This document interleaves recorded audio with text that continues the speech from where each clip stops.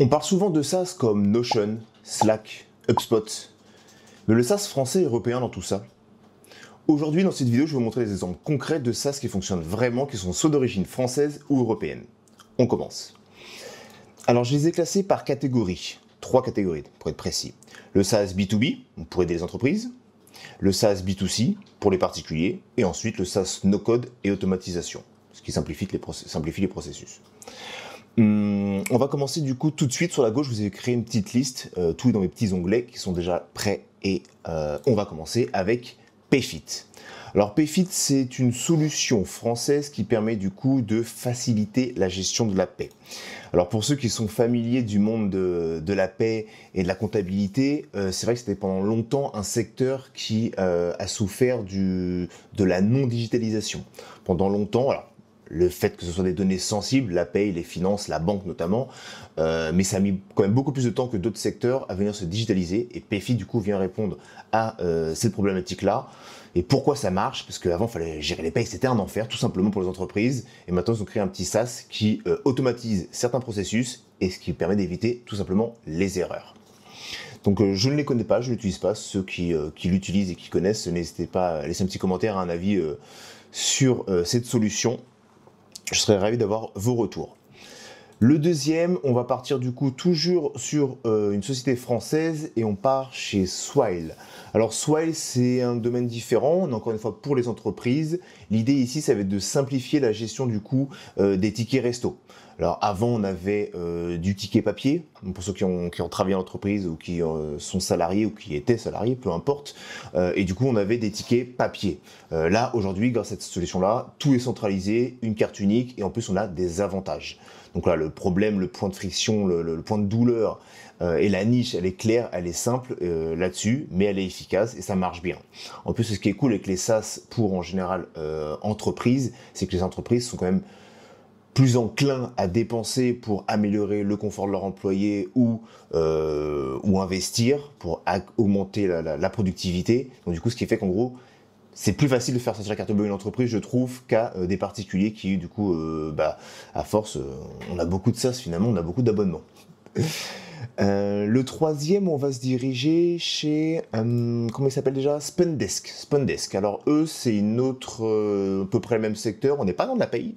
Cette fois-ci, on est toujours dans le B2B. Et là, on est dans la finance connectée. Donc, eux, ils veulent venir faciliter la gestion des dépenses. Alors, pour ceux qui ont une boîte, qui ont une entreprise ou qui connaissent un peu la comptabilité, c'est vrai que la dépense, parfois, c'est un peu complexe, c'est un peu tricky à gérer. Eux, ils viennent avec une solution, du coup, pour faciliter tout ça. Donc, encore une fois, ce service-là, je ne l'ai pas utilisé. Je ne sais pas si quelqu'un d'entre vous l'a utilisé. Mais ça serait plutôt cool d'avoir vos retours. Là, pourquoi ça marche? C'est assez simple. On vient une nouvelle fois, du coup, automatiser les notes de frais et la validation des budgets, du coup, sans papier. Donc, encore une fois, on vient digitaliser un secteur qui, du coup, se faisait un peu à la main, ou en tout cas au papier, dans un monde digitalisé. Ça fait du bien, ça fait du bien.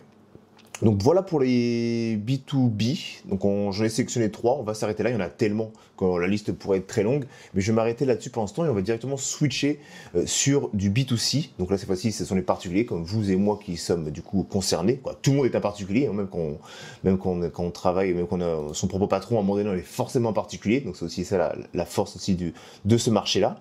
Et on va commencer par un ami que vous connaissez tous, que je n'ai pas besoin de vous présenter, mais qui est français du coup, Deezer.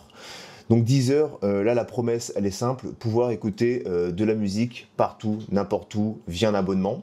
Cette fois-ci sur ce modèle-là de SaaS, on est sur du freemium, du coup référence à la vidéo juste précédemment, c'est qu'on a une partie qui est gratuite, vous pouvez très bien écouter de la musique gratuitement sur Deezer, 1, 2, 3, je ne sais plus exactement maintenant, 4 chansons, jusqu'à temps que vous vous tapez une pub sur la choucroute de Tati Michel, mais quoi qu'il en soit, c'est possible. Et c'est vrai que c'est assez frustrant d'avoir ces pubs, on en parlait la dernière fois, c'est frustrant d'avoir les pubs, la frustration peut faire passer à la caisse pour éviter ces pubs et les chasser une bonne fois pour toutes. Donc là voilà, la promesse et le SaaS, vous connaissez, je vous le présente pas, pourquoi ça fonctionne, qui n'écoute pas de musique. Alors je sais qu'il y en a qui sont Team Spotify, Team Deezer, je sais pas, je vais pas faire de débat, mais en tout cas, très bon produit. Ensuite, on va se diriger chez Linkvist. Alors Linkvist, ça c'est j'allais dire nouveau. Alors c'est européen, c'est pas français, c'est européen. Je crois que c'est tchèque ou je crois que c'est quelque chose, je crois que c'est tchèque, ouais, je crois que c'est tchèque. Et en fait, eux, la promesse, c'est simplement que c'est apprendre les langues avec l'IA. Alors, ils l'assument très bien, je crois que... Ici, voilà. Le mariage des langues et de l'IA. Ils l'assument, c'est assumé, c'est que vous allez apprendre du coup une nouvelle langue, français, anglais, voilà, il y a plusieurs langues, à l'aide de l'IA. L'IA est vraiment très intégrée dans leurs produits. Alors, je ne sais pas jusqu'à quel niveau, jusqu'à quelle couche l'IA est présente, est impliquée dans l'application. Bon, ceci dit, je pense qu'on ne prend pas trop de risques à ce niveau-là, aussi bien au niveau des données, parce que du coup, vous prenez de la data, vous n'allez pas trop enrichir, ils vont vous donner, c'est eux qui vont vous apprendre quelque chose. Donc, à part votre nom, votre prénom et votre carte bleue, vous n'allez pas nourrir un modèle pour ceux qui sont un petit peu frileux de ces choses-là. Mais la promesse, elle est simple, une expérience utilisateur, du coup, qui est personnalisée grâce à l'IA, et du coup, des coûts qui sont un peu plus avantageux, parce que justement, l'IA vient se mettre et vient traduire. Alors là, je vois qu'en gros, c'est 79 € par an, ce qui n'est pas excessif quand on voit qu'en face, il y a des solutions qui sont comme Boussou ou comme Rosetta, qui sont bien des SaaS, qui ont été déclinés en application, mais qui sont bien des SaaS et qui ont des prix qui sont beaucoup plus élevés, à moins que ce soit aligné. Et là, on voit que pour 9 € par mois, je peux avoir du coup, je peux apprendre une langue, l'anglais, l'espagnol et le... Il n'y a pas toutes les langues, mais il y a comme les langues majoritaires que je pense que les gens apprennent. Allemand, espagnol, japonais, italien, voilà, les gens là, on a de quoi faire. Il y a pas de... Si, il y a russe, je vais dire qu'il n'y a pas de russe, il y a le russe. Donc voilà la promesse pour ce SaaS-là. Donc je ne sais pas si les gens apprennent via ce produit-là. J'aime bien, moi j'ai testé Boussou et Rosetta. Celui-ci, je ne l'ai pas encore testé pour apprendre les langues, mais je serais curieux de lui laisser sa chance si je vois qu'en gros, il y a des choses qui sont plus intéressantes que sur les autres plateformes. À voir ce qu'ils proposent. Ensuite, on va passer du coup, j'ai sauté déjà cette petite catégorie-là, SaaS grand public, on vient de le faire, on va passer du coup maintenant au SaaS, no-code automatisation. Peut-être un des plus complexes techniquement, mais aussi un qui, du coup, quand ça fonctionne, je pense, cartonne et devient un must-to-have, et pas un nice-to-have, comme on l'avait vu la dernière fois.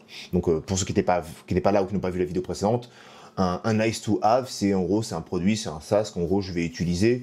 Mais voilà, oh c'est cool, ah c'est vrai, je peux faire ça, oh bah tiens, je vais aller dessus. Ouais, vous en parlez à votre pote, ouais c'est sympa, mais voilà.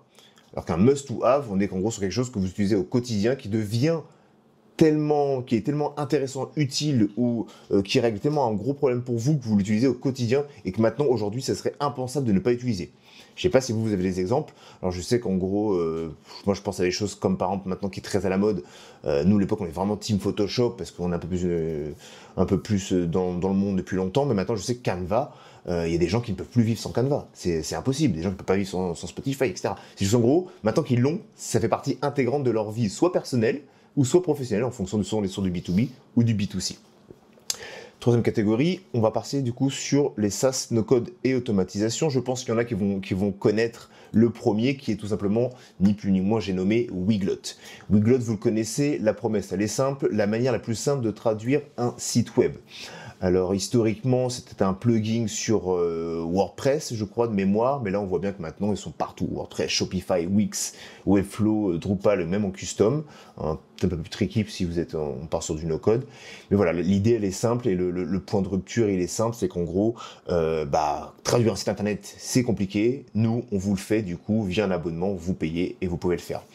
Je crois que c'est une version... Ils ont une version freemium. Ouais, ils ont une version freemium aussi, encore une fois. C'est qu'en gros, c'est gratuit, vous payez rien par mois, sauf que vous pouvez traduire uniquement 2000 mots.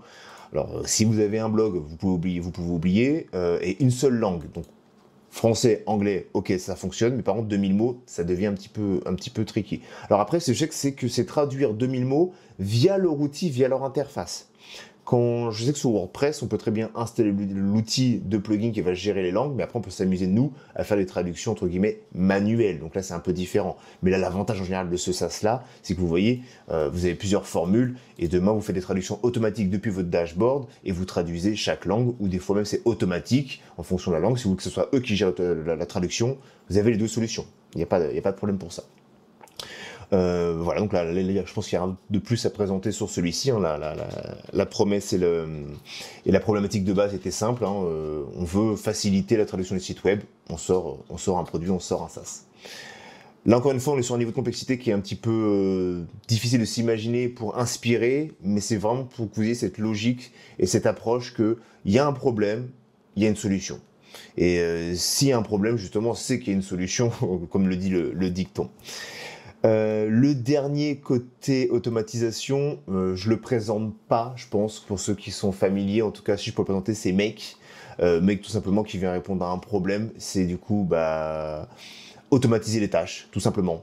C'est ce que j'ai dit tout à l'heure, par exemple, en gros, la récupération de mails, le tri de mails, tout ce que vous pouvez imaginer aujourd'hui à automatiser, qui est connecté, bien entendu, Make peut le faire. Alors, je parle de Make. Je crois qu'anciennement son nom c'est Entrema, Entrema, quelque chose comme ça, vérifier. Make, mais j'aurais pu très bien parler aussi de N8. N8 qui est aussi un très très bon produit, très concurrent. Je le place là comme ça parce que je sais que moi je travaillais aussi sur Make avant, mais j'ai switché, je suis passé sur N8N maintenant, qui est plutôt efficace aussi. Et je sais qu'il y a le troisième qui est Zapier, mais Zapier je suis pas du tout... je suis pas à l'aise avec l'interface, la philosophie, les plugins. Il y a beaucoup d'intégration, etc. Mais voilà, N8N pour moi c'est la nouvelle référence. Mais en tout cas là on parle du coup, c'est américain je crois, là de Make, qui du coup est européen et qui fonctionne très bien pour venir automatiser tous vos process. Si vous voulez vous familiariser avec l'automatisation, c'est un très bon produit. Attention, je suis en train de faire de la vente, j'ai pas d'action chez eux, je vous promets. Hein. Mais du coup, l'idée était présente et était là. Dernier petit point sur Make que j'ai oublié de vous préciser, pour vous, un cas concret, un cas d'usage aussi, parce que là on parle aussi d'idées, mais ça peut aussi vous aider là pour le coup sur votre business, dans l'automatisation. Envoi de facture, j'en ai pas parlé, mais bien sûr, ça peut être quelque chose qui est super intéressant pour vous, après une commande, ou après un commentaire, ou tout simplement pour de la comptabilité, tout ça vous pouvez l'automatiser avec Make. Ok, donc du coup là on vient de voir des SaaS français et européens qui cartonnent. Mais comment vous pouvez vous en inspirer? On va voir ça en 3 points. Premier point, identifier un problème simple à résoudre. Ça, on en a déjà parlé, on va en reparler. C'est le point d'entrée de votre idée, de votre SaaS, de votre produit. S'il ne résout pas un problème, ça va être très, voire impossible à vendre. Ça va être en tout cas, où vous allez pouvoir en vendre, attention, c'est pas ce que je dis, mais ça va pas être un produit qui fonctionne ou qui cartonne. Parce que je ne vais pas toucher assez de personnes. Et on restera du coup dans la catégorie nice to have et pas un must to have. Et c'est pour ça qu'en gros, vous n'allez pas pouvoir scale, tout simplement. Donc première étape, premier point, identifier un problème simple à résoudre. Ensuite, trouver par exemple un secteur qui est encore mal digitalisé. C'est ce qu'on vient de voir avec PayFit et le secteur de la paye, de la comptabilité. À l'époque, c'était de la comptabilité via papier, via facture, on n'était pas digitalisé. Ils se sont dit, ok, bon, la comptabilité, c'est compliqué, en plus, ils ne sont pas digitalisés. Là, on coche déjà les 2 cases, on sort un produit et ça fonctionne. Ensuite, il faut penser en facilitateur. C'est le dernier point, le point numéro 3. Pensez par exemple à Make. Make, il vient automatiser des tâches répétitives. C'est-à-dire qu'en gros, le problème, c'est ok, alors on fait plein de choses au quotidien qui sont répétitives, il faut que je gagne du temps. Ok, je vais créer un produit qui me permet aux gens de automatiser leur propre processus. Là, on est encore sur un niveau comme sur une échelle, mais c'est comme ça qu'il faut imaginer, c'est comme ça qu'il faut avoir l'approche, j'ai envie de dire, du produit, c'est faciliter la vie des gens. Si vous rendez la vie aux gens plus facile, vous leur trouvez un problème, du coup vous leur trouvez un problème et vous avez la résolution vous avez la réponse à ce problème, c'est facile à mettre en place ou à utiliser, ou que ça leur facilite la vie, et qu'en plus de ça, c'est sur un secteur qui n'est pas digitalisé, là vous cochez toutes les cases pour pouvoir du coup exploser les stats avec votre SaaS.